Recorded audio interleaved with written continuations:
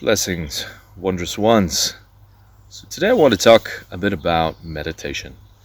And meditation is one of the cornerstones of living a spiritual life. It is perhaps the foundational spiritual practice.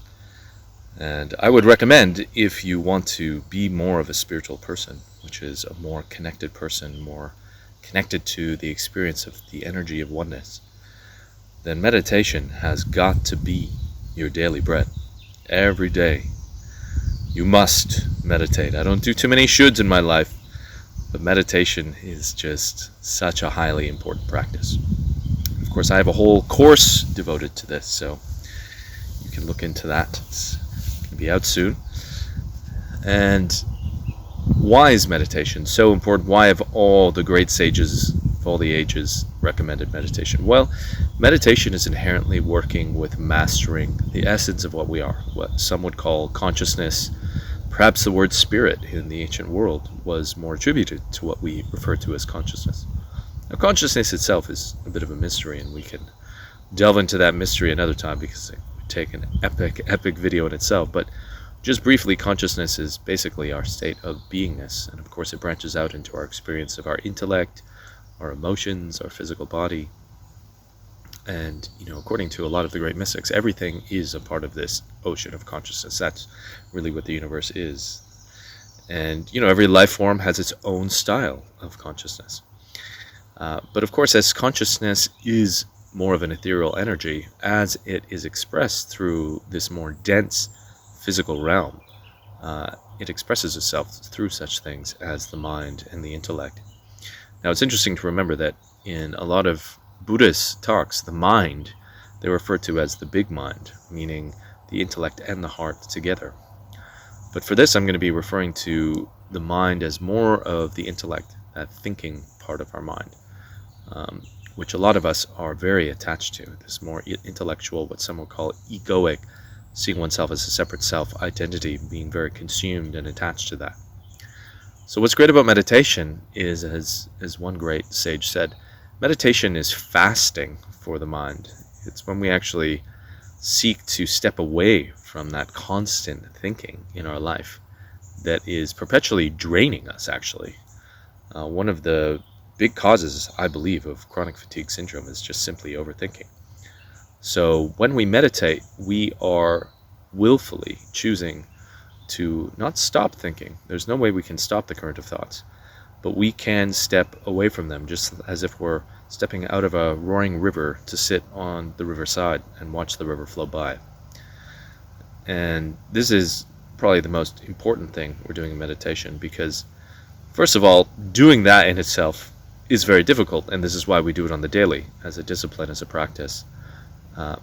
But part of that is realizing that when you step out of the river of your thoughts, you step into a deeper state of beingness, what the Buddhists would call the witness consciousness. And this is one of the boons of meditation, because when you start to step into this witness consciousness, you can have this brilliant aha moment because you realize, my God, I'm not just my thoughts. There's this other aspect of my being that is absolutely profound and beautiful, and actually I may not even know too much about it. So in some ways, meditation is cultivating this relationship to this deeper aspect of our being. And of course, it can be a very beautiful experience, because when you come into that deeper aspect of being, you will observe some really profound qualities, such as a great peacefulness will overcome you. You will no longer be victimized by this constant flurry of thoughts and emotions. You will be stationed in a place where you do feel more peaceful. And because you are kind of witnessing things, you might actually start to find insights coming out of the blue as you watch your thoughts passing by. And this is another quality that I've seen in meditation, is the arising of spontaneous insights, seemingly out of the blue. And in Vedic and Buddhist teachings, they talk about this being the wisdom body. The Taoists call it the guiding realm. And this can be an incredible boon too, because in some ways meditation is also about getting information, although it's tricky to bring such desires into meditation, because, as you'll see, paradoxically, to receive information really means going first into this state of deeper witnessing, where you really have no desires whatsoever. You're just sitting back in the emptiness. But there's a fullness in the emptiness, as the Buddhists would say. And that fullness is part of this insights and information that will come to you. But I would caution, don't sit down to meditate to really try and figure something out. That can come after you've maybe stepped down into this more peaceful aspect of being, and just you can set an intention before you meditate. But if you're thinking about trying to get something out of your meditation, that could, of course, cause some problems, because we're wanting to step away from the thinking process.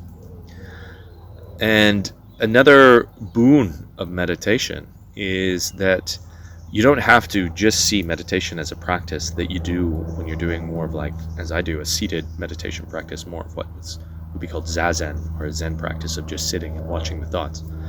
The beautiful thing is, once you start to meditate and you start to distinguish these different forms of consciousness, here the egoic thinking mind, and then the greater witnessing or soul consciousness, that is something that you can bring into your everyday life.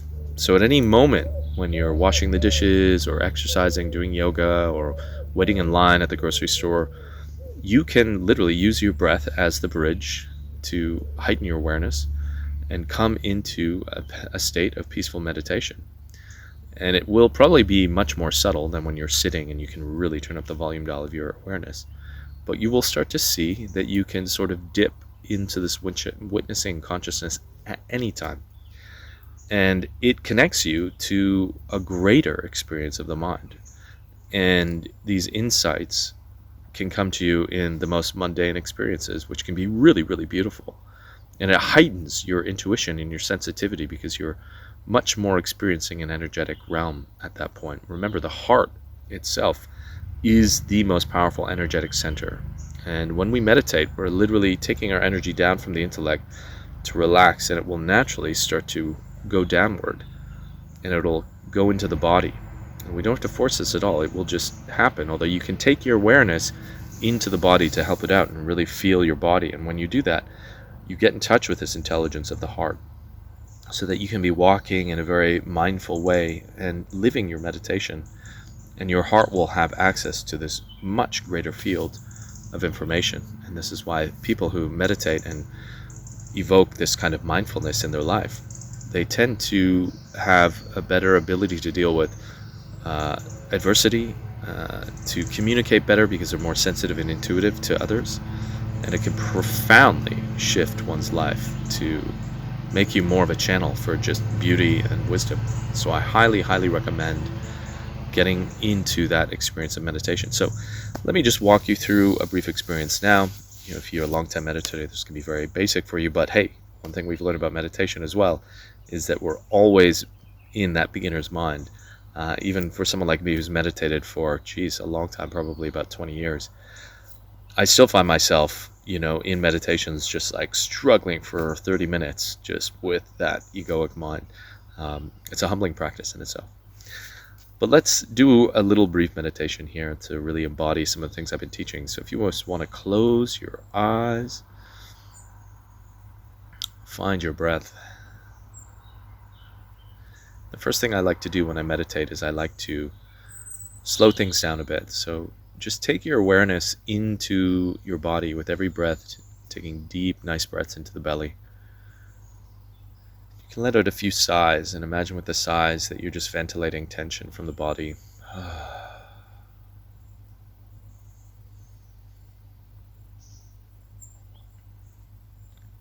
And then allowing your awareness to unfold throughout the body. Search for any places that may be holding excess tension, like the shoulders, the face, the hips. And just see if you can coax those areas to relax. And take an inhale and just extend up the spine. And on an exhale, just let the spine relax, but keeping that straightness. This is important because when the spine is nice and straight, the nervous system, which runs up and down the spine, the central nervous system, has a smoother flow, which allows the body to be more relaxed.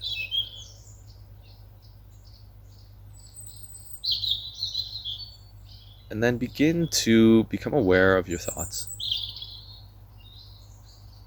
And just imagine that you're beginning to watch them,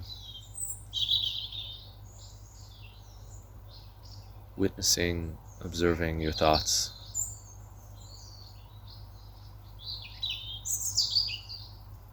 Now, that may seem strange at the beginning to some of you, but over time this will become more distinguishable. You'll grow this strength of discernment to know when you are attached to your thoughts and just watching. You may have to do this a dozen or so times in one sitting of meditation. Just keep coming back to the watching. And a good way to come back to the watcher is to be conscious of your breathing.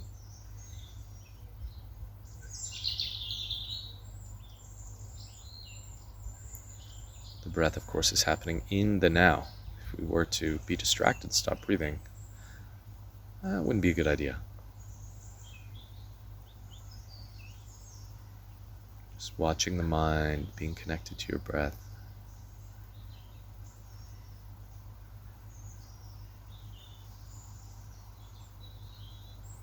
You can also take a moment here and there to just feel your body, feel some energy centers like the palm of your hands, your belly, the breath going down into the belly.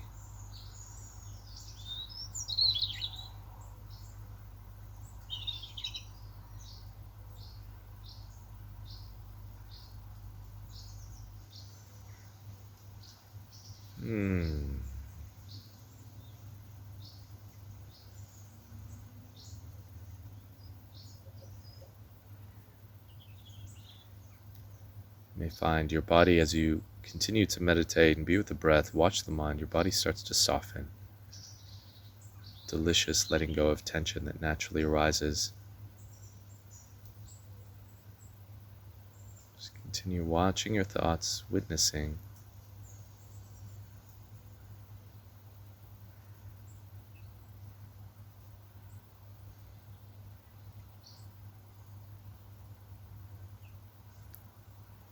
I like to close my practice by just taking my hands over my heart, and just bowing into the great mystery of spirit, being grateful for this experience, whatever has come up for you.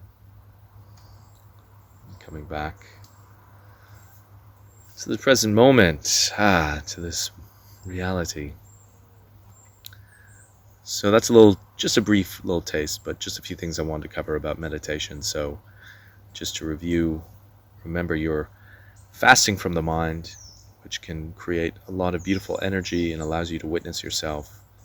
You're creating much more relaxation in your body, and insights can come up at any moment, which is another beautiful boon of meditation. And you can really live your meditation at any moment. Try and be present to the fact that when you are walking around or going about your day, just check in when you are over-attached to your thoughts, and if you can take a moment to close your eyes, breathe into your body, just step back into that witnessing space. I hope this gives you some help in your beautiful meditation practice. Do it on the daily. It's your daily bread. It's one of the best ways to live a divine life. Peace and love, everyone.